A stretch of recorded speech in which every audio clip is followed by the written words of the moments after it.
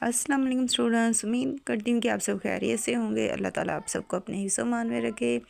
Students, आज मैं आपको बीए पार्ट 1 की इंग्लिश के कुछ पास्ट पेपर्स शो करवाऊँगी और साथ ही साथ मैं आपको इसके पेपर के मुतालिक कंप्लीट गाइडलाइन प्रोवाइड करूँगी और साथ ही साथ आपको मैं ये बताऊँगी कि आपने किस तरह से पेपर को प्रिपेयर करना है, किस चीज़ पे आपको फोकस करने की ज़रूरत है।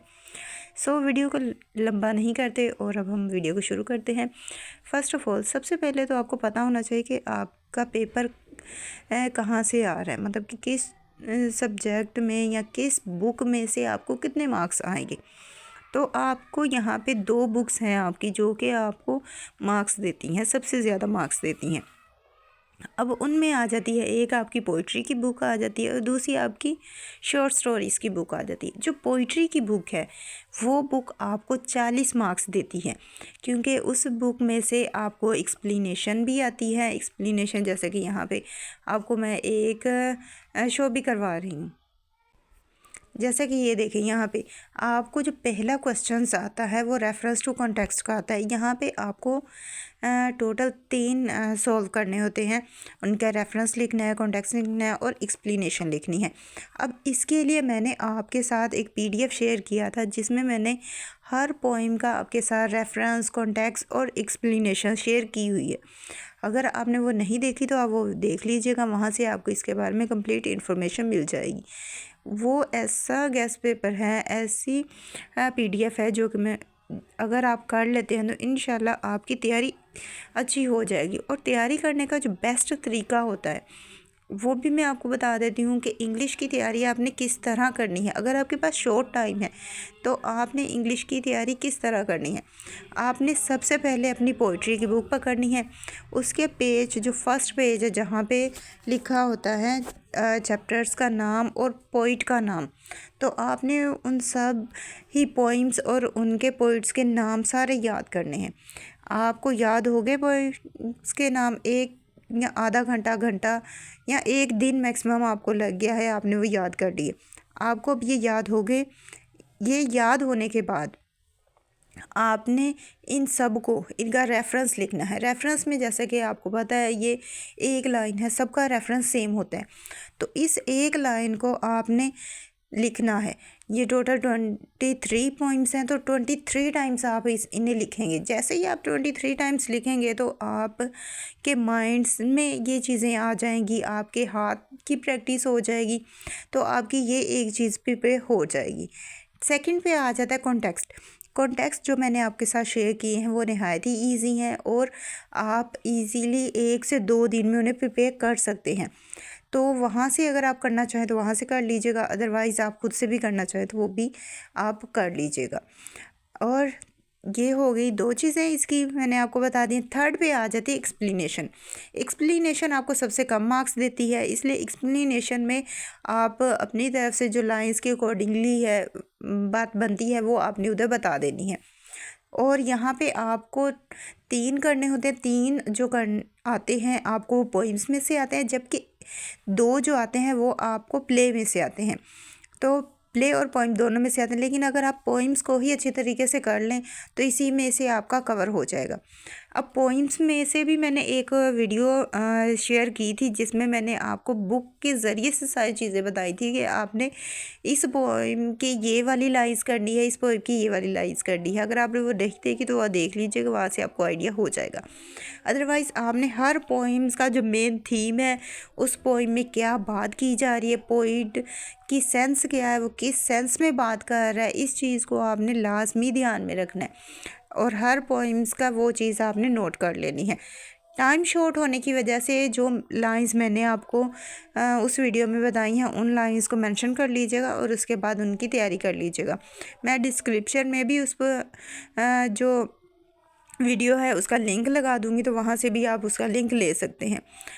सो ये अभी हो गई पोइम की बात। तो आपने इस तरह से इन चीज़ों को मैनेज करना है।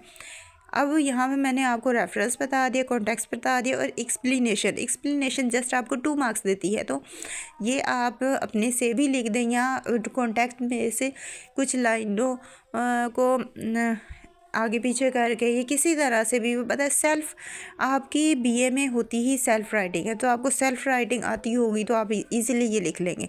तो ये आपका पहला क्वेश्चन है जिसमें रेफरेंस टू कॉन्टेक्स्ट, और इसमें मैं आपको प्रेफरेंस दूंगी कि आप पोइम्स की बुक को अच्छी तरह से करें क्योंकि ये 40 मार्क्स की बुक है। रेफर कॉन्टेक्स्ट आपको इसमें से आ गया। सेकंड मैंने आपको कहा है कि इसमें से क्वेश्चंस आएंगे और वो क्वेश्चंस आपने करने होंगे।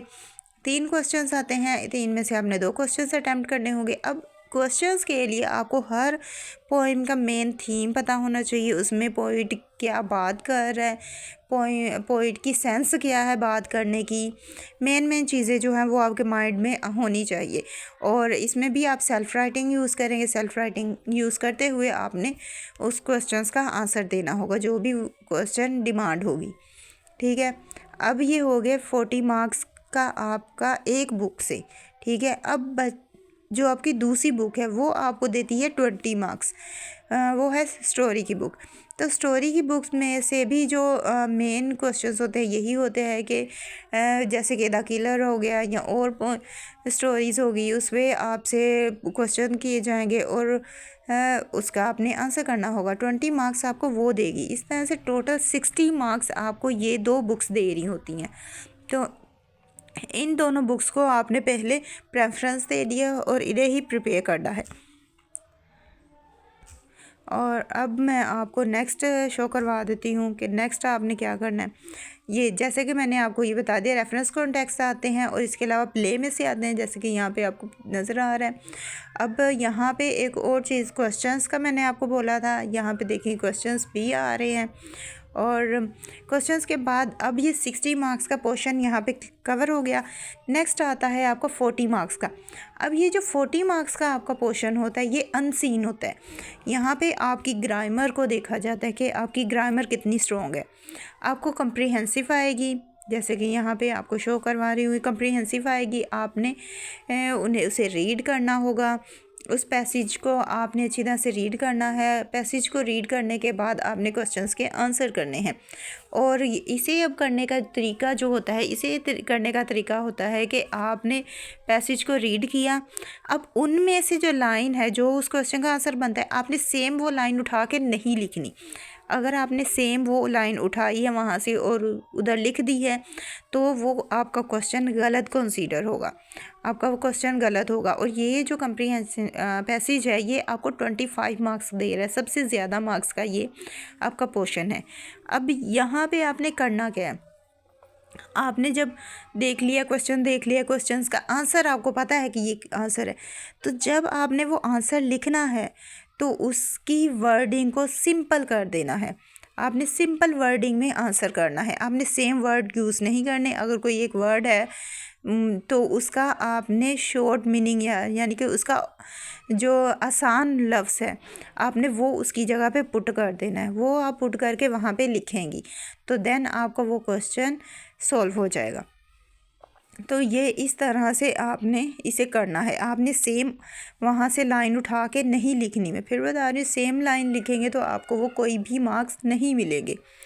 थर्ड पे आ जाते हैं आपके ट्रांसलेशन और डायलॉग। इन दोनों में चॉइस होती है कि आप इन दोनों में से कोई एक चीज़ कर सकते हैं और इसके लिए भी आपके टेंसेस स्ट्रॉन्ग होने चाहिए। आपको सेल्फ राइटिंग आनी चाहिए। फ़र्स्ट ऑफ ऑल आपकी सेल्फ राइटिंग जितनी अच्छी होगी, आपको ख़ुद से लिखना जितना अच्छे तरह से आता होगा, उतनी ही अच्छी आपकी तैयारी होगी और उतना ही अच्छा इंशाल्लाह आपका पेपर भी होगा। सो इन दोनों में चॉइस होती है, लेकिन ज़्यादातर बच्चे जो हैं वो ट्रांसलेशन को चूज़ करते हैं। तो यहाँ पर आपने ट्रांसलेशन करनी होगी और ये 15 मार्क्स आपको ट्रांसलेशन देती है। तो यहाँ तक तो था इसका ये पेपर का पैटर्न जो कि मैंने आपको बता दिया है। अच्छी तरह से आपको समझ आ गई होगी। फिर भी अगर कहीं से समझ नहीं आई तो उसके लिए आपने मुझे बता देना है। मैं पूरी कोशिश करूँगी कि मैं इससे भी अच्छी तरह से आपको एक्सप्लेन कर सकूँ और आपकी पूरी मदद कर सकूँ। और अब इसी के साथ मुझे दें इजाज़त। वीडियो अच्छी लगे तो वीडियो को लाइक करें, शेयर करें, कमेंट करें। Thanks for watching. अल्लाह हाफिज़।